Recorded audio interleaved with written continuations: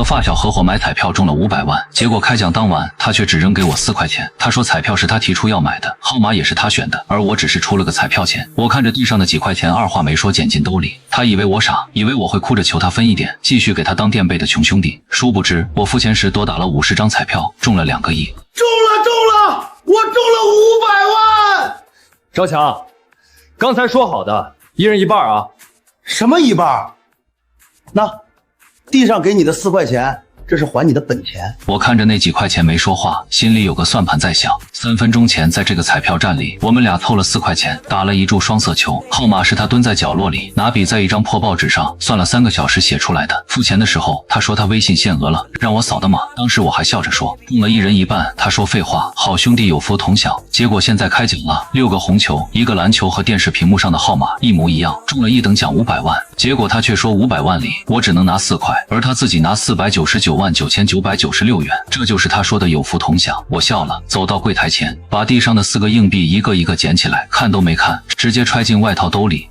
行，听你的。赵强大概没想到我这么痛快，他愣了一下，捂着彩票的手依然没有放松警惕。阿晨，你别多想，我也是讲道理的。这运气是我的，脑子也是我的。你拿多了钱，守不住，拿着这4块钱买包烟，就当买个教训，以后别总想着天上掉馅饼。他的语气像是在施舍，不仅霸占了属于我的那一半，还要站在道德制高点上踩我一脚。谢了，强哥。我没再看他一眼，转身出了彩票站的门。我不吵不闹，不是因为我大度，更不是因为我懦弱，而是因为就在停售前的最后30秒，当赵强挤到最前面去占位置看电视直播的时候，我看着那组号码，心里突然有种强烈的预感。我留在了柜台前，掏出了一张100块的红钞票，压在玻璃上。老板，刚才那组号码，再给我打50张。快！老板手速很快，在停售铃声响起的前1秒，把40张同样号码的新彩票塞给了我。此刻这张彩票就静静地躺在我的贴身内衣口袋里，隔着布料，我能感受到它轻微的摩擦，那是2亿5千万的重量。此时手机响了，是房东催租的微信。我和赵强合租在一个不到40平米的老破小里，每个月一人摊800块钱房租。凌晨，房租该交了。再拖就卷铺盖走人。我看着屏幕没有回复，回过头，我隔着彩票站脏兮兮的玻璃窗看到了里面的赵强，他正跪在地上，像个疯子一样亲吻着那张纸，眼泪鼻涕流了一脸，周围围满了看热闹和眼红的彩民。他觉得自己改写了命运，他觉得自己跨越了阶层。赵强，你以为我林晨是傻子？你以为我会为了那点税后几百万跟你撕破脸，甚至打官司？你等着这500万，你慢慢花，等花光了，你才会知道什么叫做真正的云泥之别。我没有回那个逼仄的出租屋，我怕回去看到赵强那副小人得志的嘴脸，我会忍不住笑出声。我找了个快捷酒店，开了一间100块的标间，晚上躺在略微发硬的床上，睁着眼睛看着天花板，口袋里的那些彩票像一块烧红的铁烙着我的胸口。我没有去查税后能拿多少，因为我早就烂熟于心。按照20%的偶然所得税，2亿5千万扣掉5000万的税，我能拿到手的是整整2亿。这是一个普通人从猴子开始打工都赚不到的天文数字。第二天一早，天刚蒙蒙亮，我戴上口罩和鸭舌帽，打了一辆车直奔高铁站。因为奖金超过了世纪彩票中心的兑付上限，我必须去省福彩中心。一路上我的手机不停地在震动，全是赵强发来的微信。阿晨，你昨晚没回来，你该不会是想不开去跳河了吧？别那么小气嘛，哥们儿今天去兑奖，等钱到账了，我请你吃沙县小吃，给你加个鸡腿。对了，那个破出租屋老子不租了，里面我的破烂你帮我扔了吧，老子现在是有钱人了，不住口窝了。字里行间全是一夜暴富后的猖狂和迫不及待想要踩我一脚的优越感。我看着屏幕没有回复，直接开启了消息免打扰。2小时后，我站在了省福彩中心的大楼前，我被请进了一间装潢考究的会客室，工作人员是一个戴着金丝眼镜的主任，态度恭敬的让人有些不适应。林先生，请您出示一下中奖彩票和身份证。我从贴身的口袋里小心翼翼地抽出彩票递了过去，主任双手接过，放在验票机上扫描，机器发出一声清脆的提示音，屏幕上跳出了一长串的数字。林先生，你有50张都中了1等奖。是的，总奖金2亿5千万整，扣除20%的个人所得税，您实际到现金额为2亿。可以办手续了吗？我的平静似乎让主任更加震惊，他可能见过无数个中了大奖后痛哭流涕，甚至激动的晕过去的彩民，但他绝对没见过面对2亿巨款还能连眼皮都不眨一下的年轻人。当然，请您稍等，流程可能需要2到3个小时。在等待的时间里，我打开了手机，朋友圈里已经被赵强刷屏了。第一条动态是一张打了厚厚马赛克的兑奖支票，配文是30年河东，30年河西，老天爷还是常演的，属于我的富贵终于来了。第二条动态是一张他把一沓文件砸在主管办公桌上的照片，配文是去 TM 的打卡，去 TM 的加班，老子从今天起再也不看任何人的脸色。第三条则是一张偷拍我的照片，照片里我正蹲在出租屋的阳台上吃泡面，背影显得有些寒酸，配文是有的人啊就是天生穷命，连4块钱都要计较，活该一辈子吃泡面。这条朋友圈他特意没有屏蔽任何人，我看着他这条故意发给所有人看，用来衬托他光辉形象的朋友圈，忍不住笑出了声。林先生，您笑什么？没什么，看到一个小丑在跳舞。我接过签字笔，在厚厚的兑奖协议上一笔一划地写下了自己的名字。10分钟后，我的手机震动了一下，一条来自国有4大行的专属短信弹了出来。我看着银行余额那一长串的0，默默把手机揣进兜里。外面的阳光很刺眼，我的新人生开始了。离开福彩中心后，我没有回那个破旧的城市，我在省会最繁华的 CBD 中心，直接长租了洲际酒店的一间总统套房，1天8800的房费。刷卡的时候，我的手连一丝停顿都没有。洗了个热水澡，换上一身在楼下奢侈品店随手买的高级定制西装，我站在巨大的落地窗前，俯视着脚下车水马龙的城市，一种掌控一切的权力感油然而生，这才是资本的力量。接下来的1个星期，我没有急着去报复赵强，因为我知道对付那种眼皮子浅的暴发户，最好的方式就是让他自己先膨胀到极点，然后再一脚把他踩进深渊。我开始在猎头公司发布高薪招聘信息，我的套房变成了临时的面试间，我要组建一个最顶级的商业团队，为我接下来的星辰资本做准备。而在这1周里，赵强的疯狂作妖一刻也没有停止过，他仿佛要把这辈子受过的穷、吃过的瘪全都在这几天里发泄出来。我的手机里每天都能收到他发来的炫耀信息。星期二他发来一张方向盘的照片，金色的盾牌车标，保时捷帕拉梅拉。阿晨，看到了没？全款落地180万，这是和这真皮座椅的味道，你这辈子估计都闻不到。早知道你这么可怜，那天我就该大方点，多施舍你几百块钱的。星期四，他又发来一张手腕的特写，一块绿水鬼劳力士，旁边还挽着一条涂着大红色指甲油的胳膊。绿水鬼18万，这妞是个小网红，以前看都不看我一眼，现在天天黏着我叫强哥。以前看都不看我一眼，现在天天黏着我叫强哥。阿晨，钱真是个好东西，可惜啊，这富贵命你强求不来。看着这些充满了低级趣味和暴发户气息的信息，我甚至觉得有些无聊。税后400万，买辆车180万，买块表18万，再加上各种挥霍，才短短几天，他的本金就已经缩水了一半。他以为自己跨越了阶层，成了人上人。其实在真正的有钱人眼里，他这种没有底蕴，只会疯狂消费的暴发户，就是最完美的韭菜。林总，您看这份商业并购计划书，挺好。这份10分钱。按照您的指示，我们已经对本市城东的星汇商业街进行了全面的私产并纲，目前开发商资金链断裂，急需脱手。如果我们全资收购，打包价大概在8000万左右。我翻开计划书，目光在几张商铺的实景照片上停留。星汇商业街，那可是我们那个地级市目前最繁华、人流量最大的黄金地段。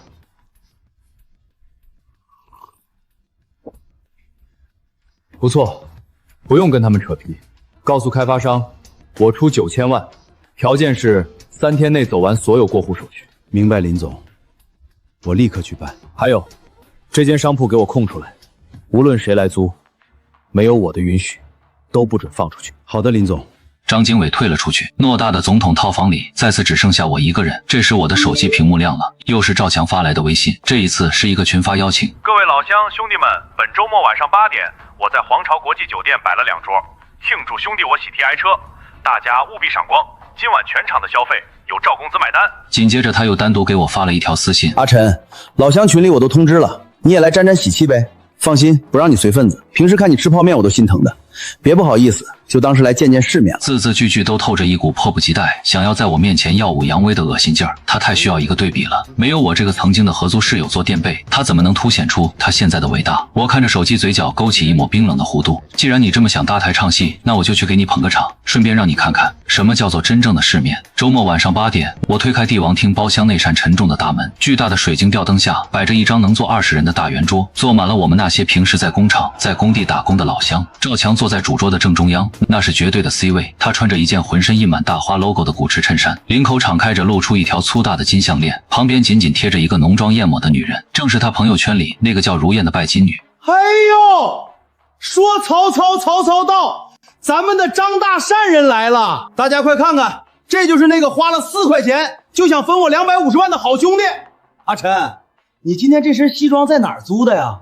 啊，挺合身啊，一天得200块钱吧？包厢里顿时爆发出哄堂大笑。那些老乡以前也都是穷苦出身，但现在面对浑身散发着暴发户金钱气味的赵强，他们毫不犹豫地选择了附和。阿晨，你那事儿办的确实不地道。强哥算出来的号，你凭什么分钱啊？就是，强哥今天请客，一桌上万块呢，你赶紧给强哥敬杯酒道个歉。酒就不敬了，我今天是来吃饭的。赵强的脸色变了一下，似乎对我这种不卑不亢的态度极度不满。行，有骨气。上菜，挑贵的上，什么澳洲龙虾、帝王蟹、鱼翅、鲍鱼，全都给我端上来。今天让咱们的穷兄弟开开眼。菜很快上齐了，赵强在饭桌上口沫横飞，疯狂地吹嘘着他体保世界的经过，吹嘘着他昨天在夜店一晚消费了3万块。那些老乡听得眼睛发绿，一个个端着酒杯排着队去给他敬酒，一口一个强哥，叫得无比亲热。酒过3巡，赵强的虚荣心膨胀到了极点，他搂着如燕的腰，摇摇晃晃地走到我面前。阿晨，好吃吗？这种极品鲍鱼，你以前吃泡面的时候梦都梦不到吧？还行，火候差了点。我说的是实话，这鲍鱼的品质跟我这几天在洲际酒店总统套房里吃的特供极品相比，确实像是在嚼橡胶。说，你他妈就接着说。林晨，我今天把话放在这儿，老子现在最不缺的就是钱。我那辆车，你这辈子都买不起一个轮胎。我看在咱们老乡一场的份上，给你指条明路，把这钱拿上，从明天起辞了你那个破班，来给我当专职司机。你以前不是老嫌我脚臭不给我洗袜子吗？以后你不仅要给我开车，还要每天给我把皮鞋擦得锃亮。这2万块钱就是你这个月的工资，怎么样？强哥，你对他太好了吧？2万块钱雇个废物司机呀！老乡们也都用一种极其复杂的眼神看着我，有嫉妒我能拿2万块钱的，也有等着看我笑话的。在他们看来，2万块钱的诱惑足以买断一个穷光蛋的全部尊严。我静静地看着桌上那2万块钱，脑海里突然浮现出我银行卡账户里那2亿042块的余额。这2万块钱甚至连我银行卡里1天的活期利息都不够。我笑了，笑得无比真诚，无比灿烂。我伸出修长的手指按住那2万块钱，在赵强期待和得意的目光中，一点点地推回了他的面前。强哥，你的好意我心领了。那种豪车，我还真不太习惯开。这钱你留着吧，给嫂子多买几瓶好点的香水。这劣质香精味熏得我头疼。祝你前程似锦，年年有今日。说完，我转身，迈着从容不迫的步伐，推开包厢的大门，走进了酒店金碧辉煌的走廊。身后传来了赵强气急败坏的咆哮声：“林晨，你装什么清高？你就是个穷货！”伴随着酒杯砸碎的声音，我走出了酒店。冷风吹过，我觉得空气无比的清新。大戏的序幕已经拉开，赵强尽情的狂欢吧，因为留给你的时间不多了。3个月后，洲际酒店总统套房，我坐在宽大的红木办公桌后，听着张经纬的汇报。林总，这是您让我重点关注的那个赵强的近况。这个赵强简直就是教科书般的暴发户作死案例。3个月前，他税后拿到手400万，全款买车花了180万，买表买奢侈品花了大概40万。他还在各种娱乐场所充大哥，每天消费都在几万上下。不仅如此，他还喜欢在那些老乡面前装大方，动不动就借钱出去。那些所谓的兄弟借了钱根本就没打算还。根据我们收买的银行内部线人提供的数据，他目前的账户余额已经不足150万了。由奢入俭难，钱缩水了，他开始急了吧？是的，非常急。他现在开着跑车，身边带着年轻女子，每个月的固定开销至少在10万以上。照这个速度，他撑不到明年春天。所以他最近迫切的想要创业，想要用钱生钱来维持他大老板的人设。哦，他打算干什么？开饭店。他看中了城东星汇商业街的一间3层连体商铺，他觉得现在的高端餐饮很赚钱，准备在那里开一家极度奢华的顶级海鲜私家菜馆。巧的是，那间商铺正是您3个月前吩咐我无论如何都要空出来的那一间。他签合同了吗？还没有。我们星辰资本对整条商业街的收购案，今天下午刚好走完所有法务程序。从明天起，整条街的产权就正式过户到星辰名下了。之前一直是由原开发商的物业在跟他谈。很好，明天让他签，按照市场最高价，1分钱租金都不能少，押1付3，必须让他用现金结清。记住，让物业经理出面，绝对不能暴露星辰资本背后的老板是我。明白。与此同时，在城市另一端的一家高档咖啡厅里，赵强正满头大汗地拿着计算器在那算账。坐在他对面的如燕正不耐烦地摆弄着刚做好的美甲。强哥，你到底行不行啊？这商铺的租金1年就要80万，加上押1付3，光租房子就要交100多万。你懂什么？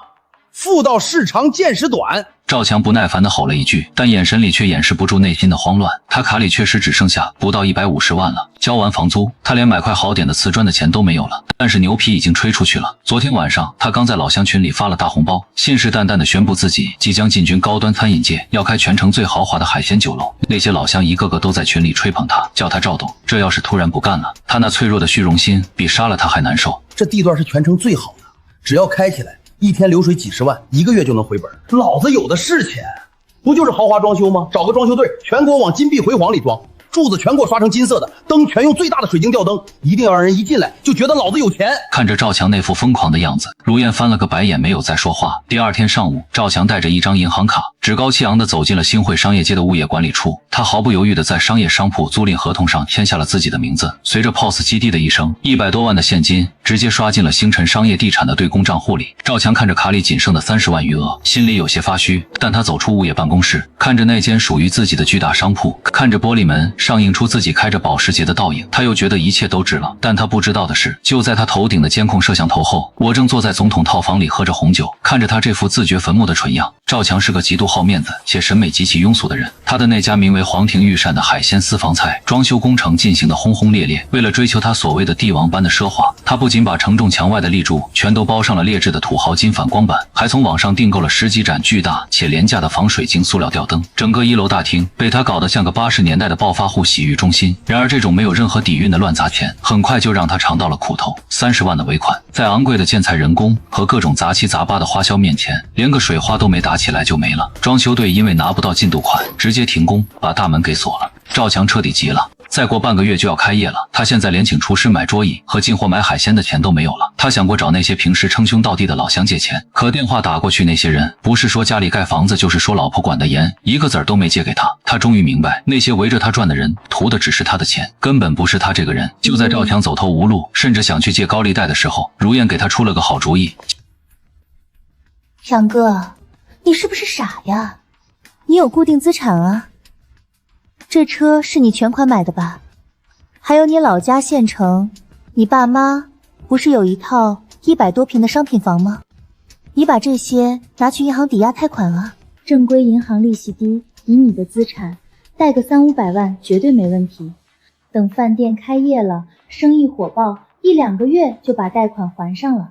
这叫用银行的钱赚咱们的利润。赵强一听，眼睛瞬间亮了。是啊，他怎么没想到这个绝妙的主意？随后他没有任何犹豫，立刻开着车回了老家，连哄带骗，用饭店马上开业，带他们2老去城里享清福的谎话，把父母那套唯一住房的房产证给拿了出来。1周后，赵强坐在本地一家商业银行的信贷部里，爽快地在厚厚的抵押贷款合同上按下了红手印。保时捷帕拉梅拉加上老家那套房产，银行评估后批给了他整整300万的贷款。当手机短信提示300万到账的那一刻，赵强觉得自己的腰杆子再次硬了起来。他不仅结清了装修尾款，还花重金在网上铺天盖地地打广告，请了10几个穿着暴露的迎宾小姐，宣称要打造本市最顶级的海鲜盛宴。他甚至嚣张地给我的手机发了一条短信：凌晨明天中午12点，城东星汇商业街，老子的皇庭御膳盛大开业，别说哥不照顾你，来看看门面，哥赏你1碗鱼吃漱漱口。我看着手机屏幕上的这条短信，正坐在前往星辰地产总部的劳斯莱斯后座上，车子平稳地停在了星辰大厦的门口。张经纬带着10几个高管已经恭敬地等候在红毯两侧。林总，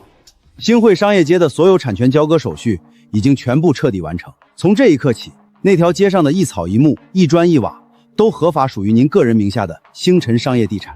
我们在赵强正对面的那个商铺准备的怎么样了？一切就绪，林总。那是一间比赵强那里大3倍的顶级双层铺面，内部装修是由国际顶尖设计师团队连夜赶工完成，低调奢华，用的全是真材实料。米其林3星主厨已经带队入驻，澳洲野生大龙虾、俄罗斯帝王蟹、日本神户和牛，今晚全部通过我们的专机冷链空运到库。明天中午12点，赵强开业的同一时间，我们的星辰私宴也开业，不搞那些低俗的网红营销，直接在全城的高端圈子里放出消息，凭借我的名片或者资产证明入场。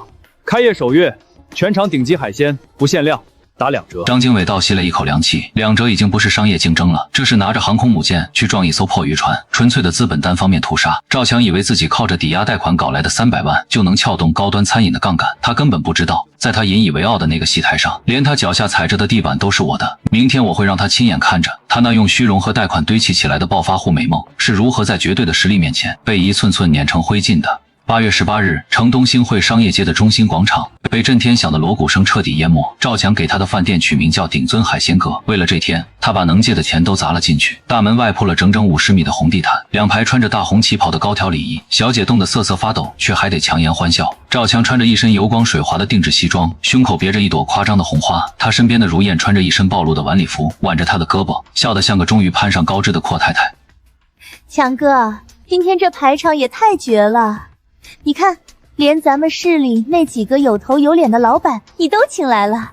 那当然，也不看看你强哥现在是什么身价。今天只要把这第一炮打响，以后咱们这儿就是全市富豪的定点食堂。他站在大玻璃门后，仿佛已经看到了无数钞票排着队涌进他的口袋。就在他准备让人点燃那挂价值8万8的特制鞭炮时，正对面仅仅隔着一条12米宽的步行街，那栋被巨大黑色幕布遮挡了整整半个月，面积足足有3层楼高的巨大商铺突然有了动静。没有震耳欲聋的锣鼓，没有俗不可耐的红地毯，伴随着几声低沉而庄重的礼炮声，那块巨大的黑色幕布如同丝绸般丝滑的坠落。一瞬间，不仅是赵强，整条街的路人都停下了脚步。那是一栋极具现代东方美学设计的建筑，外墙全部采用了墨色的单透玻璃和原木格栅，低调到了极致，却又散发着一种让人不敢高声语的顶级奢华感。门头上没有俗气的霓虹灯，只有一块不知名贵重木材雕刻的牌匾，上面用狂草写着4个大字：星辰私宴。如果说赵强的顶尊海鲜阁像是个暴发户的洗浴中心，那么对面的星辰私宴就像是隐匿在闹市中的顶级私人会所。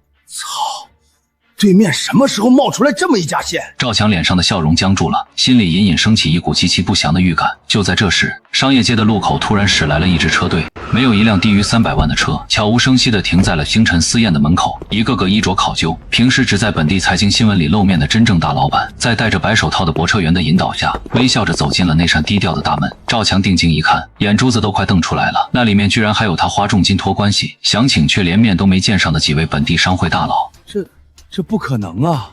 他们怎么全去对面了？赵强慌了，一把推开身边的如燕，冲出门外。而接下来的一幕更是彻底击碎了他的心理防线。对面的巨型 LED 屏幕上静静地亮起了一行字：星辰私宴今日试营业，不设包厢费，不收服务费，全场澳洲活鲜、俄罗斯帝王蟹、日本神户和牛首月回馈，无门槛2折。2折这2个字像2把大锤狠狠地砸在了赵强的后脑勺上。他只觉得眼前一黑，差点没站稳。海鲜餐饮的成本极高，尤其是空运的顶级活鲜，就算是成本价也不可能做到2折。对面这根本就不是在做生意，这是在烧钱，是在把成百上千万的现金直接扔进火炉里烧。路上的行人，那些原本被赵强这边打折活动吸引过来的食客，一看到对面的招牌和疯狂的折扣，瞬间像潮水一样涌向了星辰私宴。12米宽的步行街形成了一道极其荒诞的风景线，对面门庭若市，豪车云集，身穿燕尾服的服务生忙得脚不沾地，而赵强的顶尊海鲜阁只有2排穿着红旗袍的迎宾小姐在冷风中尴尬地站着。整整一个中午，赵强的饭店里连一只苍蝇都没有飞进来，而我坐在星辰大厦顶层的办公室里，看着大屏幕上无人机传回来的实时监控画面，端起桌上的红酒轻轻抿了一口。赵强，这才第1天，银行的利息在算着，昂贵的房租在耗着，员工的工资在跑着，我倒要看看你那300万的贷款够你在我面前烧几天。半个月后，顶尊海鲜阁的鱼缸里已经开始飘着死鱼了。赵强的眼睛熬得通红，他坐在空荡荡的大厅里，看着账本上的数字，手抖得像筛糠。对面的星辰私宴每天爆满，连预约都已经排到了下个月。那些食客宁愿在对面排队等位，也不愿踏进他这金碧辉煌的店门一步。他现在每天一睁眼就是1万块钱的房租，加上服务员后出的工资、水电费，半个月下来，他账上的现金流已经被抽干了一大半。更要命的是，银行信贷部的电话开始像催命符一样打过来，提醒他下个月的巨额还款日即将到来。如烟，你那儿还有多少钱？先拿出来给我顶一顶。强哥，你开什么玩笑呢？我那点零花钱连买个包都不够。再说了，当初是你自己说要养我的，现在你管我要钱。你这破店要是实在开不下去，赶紧趁早关门算了吧，省得最后把那辆保时捷也给搭进去。你放屁！老子的字典里就没有认输这2个字儿。赵强的虚荣心绝不允许他破产，既然正面拼不过，那就只能走邪道。当天晚上，赵强把饭店里那个月薪2万的主厨叫进了办公室，直接当场辞退。这生意都让你做黄了，明天不用来了。赵老板，对面用的是什么货，你用的是什么货？你让我拿养殖的草虾去跟人家的澳洲龙虾拼口味，你自己作死，别赖我手艺不行。赶走厨师长后，赵强连夜开着车钻进了城乡结合部，一个常年散发着腥臭味的黑市批发市场。他找到了一个绰号叫老鼠的黑心商贩。老板，要便宜货是吧？这些东西怎么卖？活海鲜100，死海鲜10块钱1斤。只要你在后厨多加点重口味的香精和辣椒，做成香辣蟹水煮鱼，一般人的舌头根本吃不出来。行，给我装一车。还有，你这儿有没有那种搞仿的飞天白酒？有啊，150一瓶，包装跟真的一模一样，扫码也能扫出来。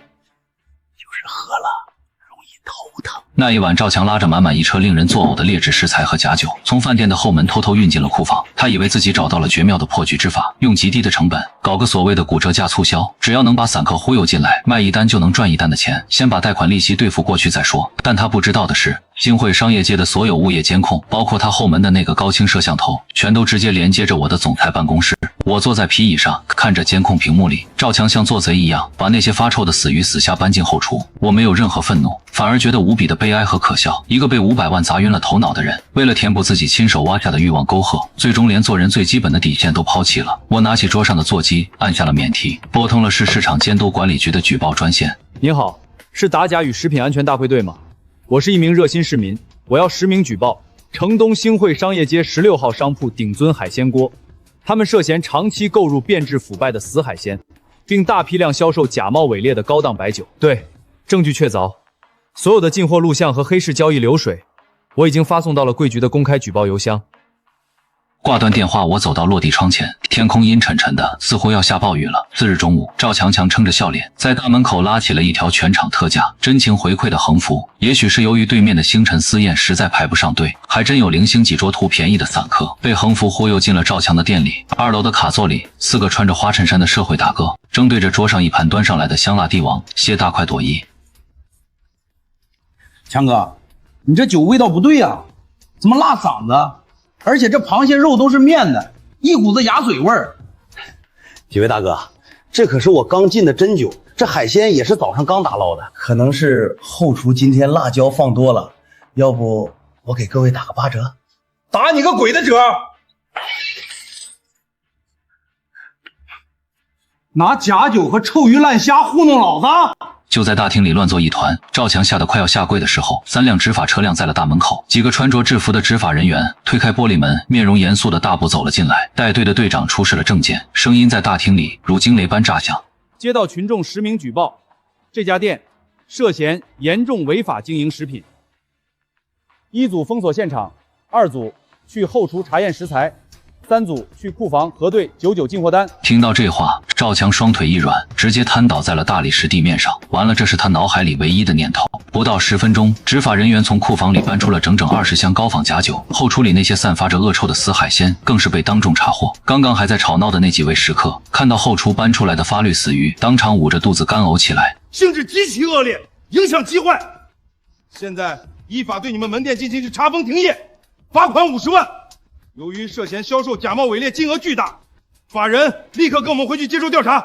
2条交叉的封条贴在了鼎尊海鲜阁气派的大玻璃门上。但属于赵强的噩梦才刚刚拉开序幕，就在赵强准备被带上执法车的时候，一辆黑色的奔驰商务车停在了路边。张经纬穿着笔挺的西装，手里拿着一份法务文件，从车上走了下来。赵强先生是吧？我是星辰商业地产的法务总监，代表你的大房东，正式向你递交解除租资令合同通知书。你干什么？我已经交了1整年的房租和押金，你们凭什么解约？根据合同约定，承租者在租赁期间，若因违法经营受到行政处罚，导致本商业街整体声誉受损，出租方有权无条件单方面解除合同，并且你预租的120万租金和押金将作为声誉赔偿金全部没收，限你3天内将你那些破铜烂铁搬走，否则我们有权强制清理。不，你们不能这样，这是我的心血，这是我向银行贷款借来的钱啊！赵强疯了一样挣扎着想要去抢那份文件，却被2名执法人员死死按住。更诛心的是，一直躲在角落里看戏的如燕见势不妙，踩着高跟鞋走上前来。他没有看赵强一眼，而是直接从包里掏出一把车钥匙扔在地上。赵强，既然你破产了，那咱们也就没关系了。你那破保时捷还给你，老娘不陪你玩了。赵强后来才知道，如烟不仅把车钥匙扔了，还在转身的瞬间，还顺手摘走了他手腕上那块价值18万的绿水鬼劳力士。仅仅1个下午，他的饭店没了，钱没了，女人也跑了。因为违法经营，他立刻上了失信人黑名单。银行在得知消息的第一时间，向法院申请了强制保全，直接拖走了他那辆还没开热乎的保时捷，并且查封了他老家父母住的那套房子。400万的彩票奖金加300万的贷款，不到半年被他挥霍得干干净净。现在他不仅一无所有，还倒欠了银行将近200万。赵强被押上执法车时，看着对面依然灯火辉煌、豪车出入的星辰私宴，再看看自己那贴着白色封条的鼎尊海鲜阁，直到这一刻，他都不明白自己到底惹到了哪路神仙，会被这种降维打击生生碾死在街头。城中村一间阴暗潮湿的地下室里，弥漫着一股刺鼻的发霉味和廉价泡面的酸臭味。赵强，别躲在里面装死，我知道你在家，赶紧开门。你那300万的银行贷款已经严重逾期，房子车子虽然拍卖了，但扣除折旧和违约金，你还倒欠银行180万，赶紧把钱还上，不然明天我们直接去你老家父母的住处贴大字报。赵强蜷缩在一张破旧的弹簧床上，用发黄的被子死死捂住脑袋，浑身抖得像筛糠一样。自从鼎尊海鲜阁被查封后，他的世界就彻底崩塌了。因为上了失信人黑名单，他不仅连高铁都坐不了，甚至连去正规工厂打工都没人敢要。那些催收外包公司都在一样死死地盯着他，他现在连出门捡垃圾都要时刻提防着被人认出来。门外的砸门声持续了半个小时，终于伴随着几句恶毒的咒骂声渐渐远去。赵强长长的松了一口气，像一滩烂泥一样瘫在床上。他饿极了，自从3天前吃完最后一包方便面，他已经连喝了3天的自来水。他哆嗦着摸出屏幕碎成蜘蛛网的手机，想要看看能不能在网上找个日结的黑工糊口。然而刚打开浏览器，一条本地的财经推送新闻刺痛了他的眼睛。星辰商业地产再度出手，神秘年轻董事长斥资3亿拿下城南新地标。新闻配图里是一栋高耸入云的摩天大楼，正是星辰集团的总部。看着星辰这2个字，赵强的眼睛瞬间红了。他四处打听过了，当初买下整条星汇商业街，开对门饭店，把他逼上绝路的大房东，就是这家星辰集团的董事长。听说这位神秘的大佬极度年轻，手眼通天，资产深不可测。为什么要针对我？看着新闻上那座辉煌的大厦，赵强的肚子里发出一阵绞痛。他知道再这么躲下去，他不是病死就是饿死。解铃还需系铃人，既然这位大老板能动手指就捏死他，那只要大老板肯高抬贵手，他就能活下去。想到这里，赵强仿佛抓住了一根救命稻草。外面的雨下得很大，赵强走了20公里，终于来到了星辰集团楼下。大厦门前，几名身材魁梧、穿着笔挺制服的保安正站在门口。站住！干什么呢？大哥，我找你们董事长。找我们董事长？你有预约吗？去，哪来的叫花子？这不是你该来的地方，别弄脏了我们的地毯。大哥，我求求你，让我见一面你们董事长吧，他认识我的，我是鼎尊海鲜阁的老板啊！赵强彻底崩溃了，他直接在大雨中跪在了大厦的台阶下，他再也顾不上什么脸面了。他一边哭嚎，一边把头往大理石台阶上重重的磕去。求大老板给我一条活路吧，我知道错了，我不该在您对面开店，我不该卖假酒，求您高抬贵手放我一马吧，我愿意给您做牛做马呀！凄厉的哭喊声引来了不少路人的侧目。保安队长见状脸色一沉，刚想拿出对讲机叫人把这个疯子强行架走，突然他耳机里传来了一道低沉而清晰的指令：别磕了，董事长说了，让你上去。谢谢大哥，谢谢董事长大恩大德。赵强被推进了一部全透明的私人直达电梯，电梯门打开，入眼是一整层极度奢华的总裁办公区。张经纬推了推金丝眼镜，推开了那扇高达3米的沉重实木大门。赵强咽了一口唾沫，小心翼翼地挪进了办公室。这是一间足有200平米的巨型办公室，巨大的落地窗外，整个城市的繁华尽收眼底。董事长您好，我是赵强。董事长，我知道我瞎了狗眼，在您的地盘上撒野，我现在已经倾家荡产了。银行天天逼着我还那200万，我连饭都吃不上了。求求您，我知道商业街是您的，只要您发句话，让银行宽限我几年，或者让我来您公司扫厕所还债都行。求您给我一条活路吧。赵强声泪俱下，把姿态放到了最低里的烂泥里。他以为只要自己足够可怜，这位高高在上的大老板就会生出一丝怜悯。然而宽大的老板已没有发出任何声音。过了足足有半分钟，一个平静清冷却让赵强灵魂都在发抖的熟悉声音在空旷的办公室里响了起来：强哥，这套手工地毯很贵的，你身上的泥水好像把它弄脏了。听到这个声音的一瞬间，赵强仿佛被一道9天神雷当头劈中，他浑身的血液在这一刻彻底凝固。他猛地抬起头，带着极度的不可思议和惊恐，死死地盯住了那张老板椅。真皮老板椅缓缓地转了过来，我穿着一身没有任何褶皱的纯黑定制西装，居高临下地看着跪在地上的赵强。好久不见了，赵公子，保时捷帕拉梅罗好开吗？林晨，怎么会是你？不可能，这绝对不可能！你只是个连4块钱都要计较的穷逼。你一个月工资才5000块，你怎么可能是星辰集团的董事长？我懂了，你一定是被哪个富婆包养了，对不对？你只是个挂名的傀儡。